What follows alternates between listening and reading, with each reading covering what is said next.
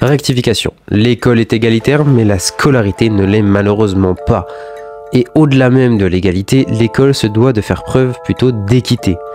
Mais pour comprendre tout ça, un petit retour en arrière s'impose, faisons un petit point historique. Nous n'allons pas remonter jusqu'à la naissance de l'enseignement, sinon la vidéo durerait littéralement des heures, donc restons plutôt concis et reprenons quelque part autour de la Révolution française. Avant la Révolution, l'école était majoritairement entre les mains du clergé et elle était souvent dédiée à ceux que l'on qualifiait l'élite de la nation. Autrement dit, c'est la noblesse et les autres gens de pouvoir.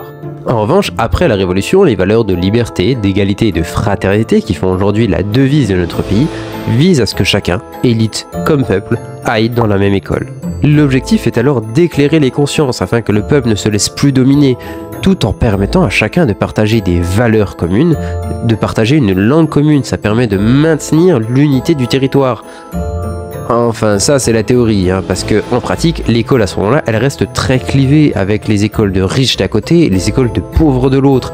Les notables doivent rester les notables. Autrement dit, tout le monde a le droit d'avoir accès au savoir de base, mais les riches doivent garder une supériorité intellectuelle notamment. Ils doivent rester plus éduqués que les autres, ils se doivent de rester l'élite. Mais faut avouer que malgré tout ça, l'enseignement est vraisemblablement de plus en plus accessible au Pékin moyen, ce qui va d'ailleurs s'accentuer avec la loi Guizot de 1833 qui oblige cette fois les communes à entretenir les écoles. Puis ce sont les lois Ferry de 1881 et 82 qui fixent la gratuité et l'obligation scolaire jusqu'à l'âge de 13 ans. C'est également à ce moment-là que les enseignements commencent à devenir progressivement laïques. Dans un objectif d'inclusion toujours grandissant, l'école deviendra véritablement laïque qu'avec la loi Goblet de 1886, puis la loi de séparation de l'Église et de l'État de 1905. Et attention, ici on parle bien de laïcité, pas de neutralité religieuse pour tous, ce n'est pas la même chose. Vous pourriez penser que cette fois-ci l'école est enfin égalitaire et la même pour tous. Vous êtes beaucoup trop naïf, faut vraiment redescendre vos attentes. Vraiment, encore plus bas. Et parce que malgré tout ça, on reste encore avec une école à deux vitesses, avec d'un côté l'école napoléonienne, qui s'occupe des enfants de l'élite de 6 à 18 ans, et on va avoir des enseignements plutôt académiques, avec de la science, du latin, du grec par exemple. Et de l'autre, on va avoir l'école du peuple, où cette fois, beaucoup s'arrêtent au niveau du primaire, éventuellement au niveau du collège pour les meilleurs d'entre eux. En revanche, ici, vous oubliez tout ce qui est langue morte et science. On va rester pragmatique. Les cours sont dédiés au savoir de la vie quotidienne, c'est-à-dire lire, c'est-à-dire compter, c'est-à-dire savoir coudre, faire la cuisine, ce genre de choses. Et autrement dit, on est encore très loin d'une école égalitaire pour tous. Ce n'est qu'après la Première Guerre mondiale, et notamment durant les années 30, que les choses commencent doucement à changer. La scolarité obligatoire est prolongée d'1 an par la loi Jean Zay, et ce n'est qu'après la Seconde Guerre mondiale, et ce qu'on va appeler la guerre des cerveaux, que l'on a commencé doucement à entrevoir la ressource intellectuelle qui pourrait se cacher parmi les gens du peuple. Et ce n'est qu'à partir de là qu'on commence réellement à trouver l'intérêt d'une école unique pour tous. Il faudra d'ailleurs attendre le projet Fouché-Capet dans les années 60 pour unifier l'école, et on parle d'unification géographique dans un premier temps. D'ailleurs, c'est également dans les années 60 que les écoles deviennent mixtes. Bah oui, avant ça, hors de question que les femmes apprennent les mêmes choses que les hommes, voyons, ce serait ridicule. Women. Par respect, cette blague a été annulée. Là, c'est bon, du coup, on a enfin la même école et les mêmes chances pour tous, non? Non, toujours pas, non. Bien que les enseignements de toutes les tranches de la population soient regroupés au même endroit, il existe 3 filières selon les différents niveaux des élèves. Et malheureusement, on observe que ces filières correspondent peu ou prou aux classes sociales de la famille de chacun. C'est comme ça que la plupart des élèves de bonnes familles se retrouvent dans la meilleure filière, tandis que les élèves issus de familles plus modestes se retrouvent dans les moins bonnes. Et au-delà même des filières, les professeurs attribués à chacune d'entre elles sont différents. Les professeurs qui sont les plus compétents, les plus spécialistes, vont être attribués aux filières de l'élite, tandis que les moins bons, eux, on va les donner pour les professeurs de la future masse salariale de demain. Autrement dit, on répète encore et toujours la séparation des classes. Il faudra attendre 1975 et la réforme Abi pour pouvoir voir apparaître le véritable collège unique, où tous les enfants ont droit à des professeurs d'un niveau équivalent, sans discrimination apparente. Et on se rapproche ici d'une école qui est déjà bien plus proche que de celle qu'on connaît actuellement, de l'école moderne. Donc ça veut dire que l'école est désormais égalitaire et que chacun a les mêmes chances de réussir, c'est ça? Mais oui, bien sûr, on y est enfin arrivé. C'est vrai? Non, toujours pas. Mais c'est bizarre, parce que là, tout le monde a enfin accès à la même instruction, aux mêmes profs, aux mêmes cours et aux mêmes classes. Alors oui, mais le souci, c'est que cette démocratisation de l'école, que l'on connaît sous le nom d'explosion scolaire, implique de plus en plus de gens à l'école. Et surtout, de plus en plus de gens qui peuvent poursuivre des études de plus en plus longues. Sauf que ça demande une différenciation pédagogique très importante. Bah oui, parce que chaque élève qui arrive, bah il est différent, il a un bagage différent, des connaissances différentes, il n'a pas forcément le même niveau que les autres. Donc si vraiment l'école vise à être égalitaire, elle ne permettrait pas de tirer le meilleur de chacun. Puisque si on faisait ça, bah l'école, ceux qui y arrivent avec des lacunes repartiraient avec des lacunes toujours aussi grandes. Et surtout, avec une différence de niveau avec les têtes de classe qui serait toujours plus important. C'est pour ça qu'il faut différencier les apprentissages, faire ce qu'on appelle de la différenciation pédagogique. Attends. Tu es en train de me dire que maintenant que tout le monde a accès à la même chose, il faudrait faire des choses différentes pour chacun?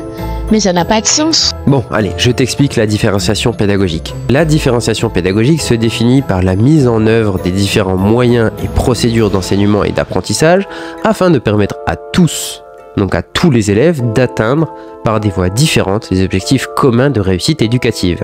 Pour faire plus simple, si pour certains, le plus rapide pour aller du point A au point B, c'est la trajectoire la plus directe, et ben pour d'autres, il va falloir utiliser quelques détours afin de mieux pouvoir comprendre, mieux pouvoir assimiler les choses.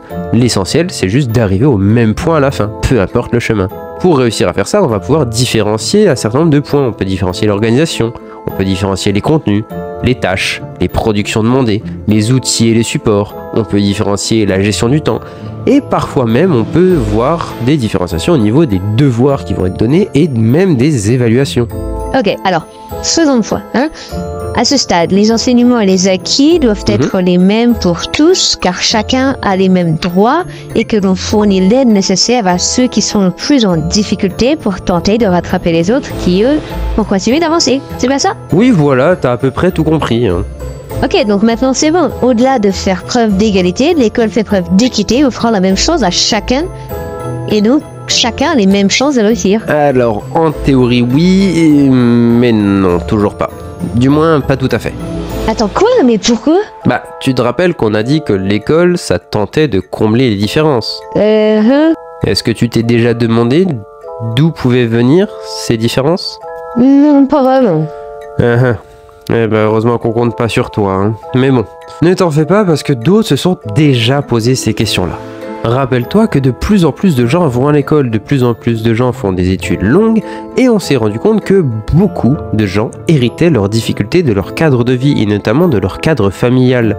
C'est pourquoi au début des années 80, un nouvel acteur, tenu à l'écart depuis bien trop longtemps de l'éducation des enfants, va entrer en jeu. Évidemment, je parle des parents. Encore aujourd'hui, on voit trop souvent les parents et l'école comme deux groupes séparés, voire même en opposition l'un contre l'autre, alors qu'en réalité, si on veut vraiment que les élèves progressent, bah, il faut absolument pouvoir travailler main dans la main, car la famille a une influence non négligeable sur l'apprentissage des élèves, et à partir de là, les parents sont alors donc de plus en plus impliqués dans le système éducatif français. Bon nombre d'études au fil des années ont montré que les parents et le cadre socio-culturel qu'ils imposent à leurs enfants peuvent être un atout ou bien un frein à leur progression.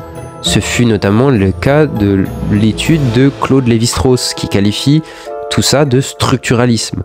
Alors pour faire simple, le structuralisme expliquerait que derrière le comportement singulier, donc le comportement de chacun, il existe des structures, des mécanismes cachés qui en sont responsables. Or, d'après certains sociologues, tels que Philippe Bourdieu, chaque individu est conditionné et agit d'après ce qu'on appelle des habitus qu'il aura intégrés. Autrement dit, le processus de socialisation qui est subi par chacun va permettre à l'individu d'intérioriser certaines règles, certains comportements, une certaine morale, un certain type de langage, bref, des règles de vie en société. Par exemple, si vous entendez quelqu'un qui parle comme ça. Il n'y a rien de plus puissant que le mot. L'écrit sans aucun doute a sa puissance, mais ses destinataires sont inconnus. On écrit pour les autres, dont on ne sait pas quand ils liront ou non. Mais je parle pour vous. Nous croyons que nous soliloquons, à vrai dire, nous dialoguons. Bah là, vous aurez plutôt tendance à imaginer quelqu'un qui va être issu de la bourgeoisie. Et au contraire, si je vous mets cet extrait... Y'en a qui racontent que les Macron vivent toujours. Ouais, y'en a qui racontent qu'à son moment. Y'en a qui racontent qu'à son moment. Ben, vous aurez généralement l'image d'un membre d'une classe peut-être plus populaire. Ainsi, d'après Bourdieu, la plus ou moins grande adaptation au système scolaire réside entre l'écart qu'il y a entre le cadre familial et le cadre scolaire. Forcément, lorsque vous naissez dans une famille avec un capital social et un capital culturel plus important, vous avez plus facilement accès aux connaissances académiques, qui sont justement favorisées par l'école. Vous avez également un champ social, des personnes qui vous entourent, qui peuvent plus facilement vous aider à la maison. Et c'est d'autant plus flagrant lorsque les études s'allongent. Ben oui, aider un élève à comprendre son cours et ses exercices de CE1, bah ça reste plus simple que de l'aider à faire son devoir de maths de Terminal SP.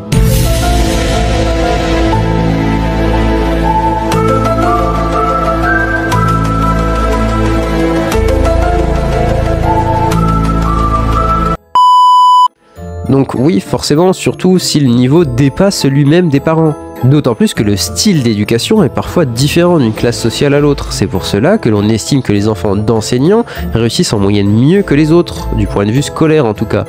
Parce que le style d'éducation va être façonné pour s'adapter au système scolaire qu'ils connaissent. Encore une fois, plus vous connaîtrez votre ennemi, plus ce sera facile de le vaincre. C'est exactement la même chose ici. Tête légèrement levée vers la gauche, surdité partielle. Premier angle d'attaque. En 2, la gorge, paralysée, corde vocale, étouffée, hurlement. En 3, gros buveur présumé, côte flottante dans le foie. En 4, pour conclure, traîne la patte gauche, coup dans la rotule. Diagnostic rapide, évanouissement de 90 secondes. Faculté martiale, un quart d'heure au mieux. Récupération complète, peu probable. Et forcément, plus on connaît les règles, plus on sait ce que l'on attend de toi, plus ça va être facile de répondre à ces attentes. Et en ce sens, l'école reproduit la différence de classe sociale. Oui, enfin, je me dis ça, mais tes études datent de plusieurs décennies et les choses ont dû évoluer depuis, non?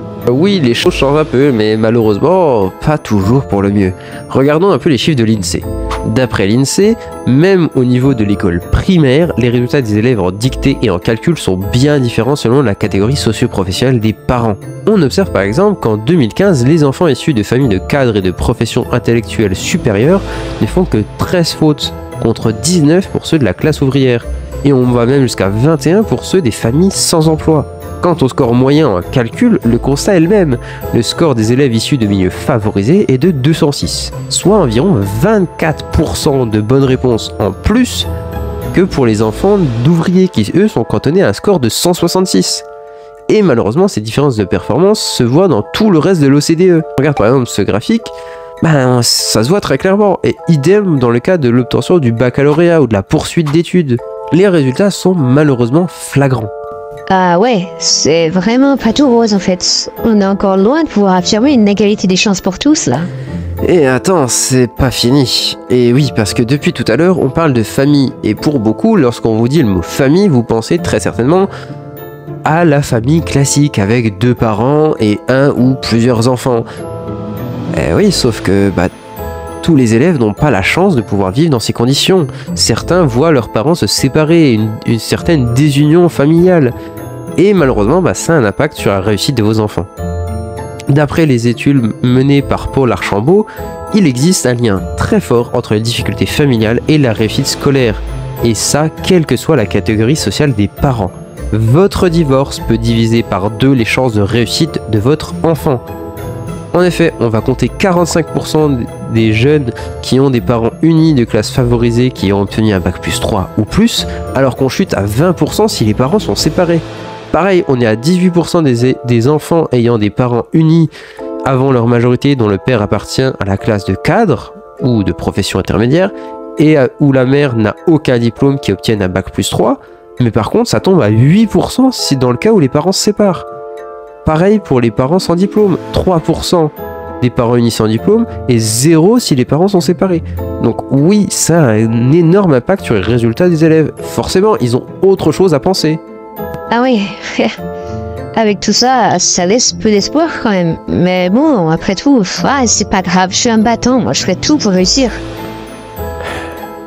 Attends, ne me dis pas qu'il y a encore d'autres choses.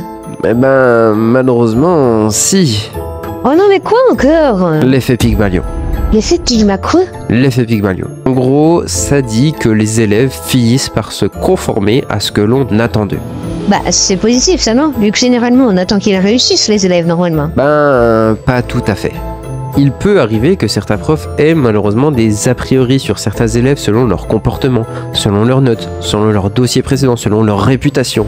Et donc forcément, pour ceux qui ne sont pas déjà favorisés par le système, on va s'attendre à ce qu'ils soient moins bons que les autres. On sait qu'ils sont nuls, pourquoi se forcer? C'est une mentalité qui malheureusement peut exister même inconsciemment.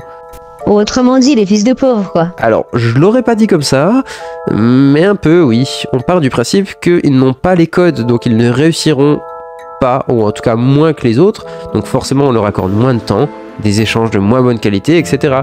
Donc oui, on va pas s'attarder sur une cause déjà perdue.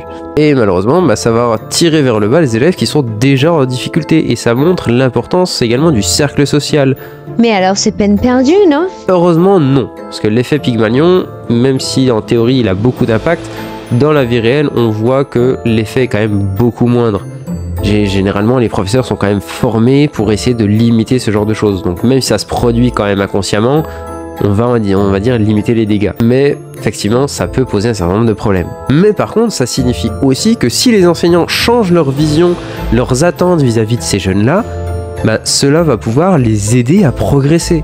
En bref, ne soyons pas fatalistes car la scolarité, bien que parfois plus compliquée pour certains, reste le fruit de nos propres choix. Sous influence, certes, mais nos propres choix tout de même. Au-delà de l'égalité, l'école cherche l'équité. Alors travaillons ensemble, enseignants et parents, pour y arriver. C'est l'avenir de nos jeunes, l'avenir de notre société et de notre pays qui va se jouer. Donc pensez-y la prochaine fois que vous irez voter.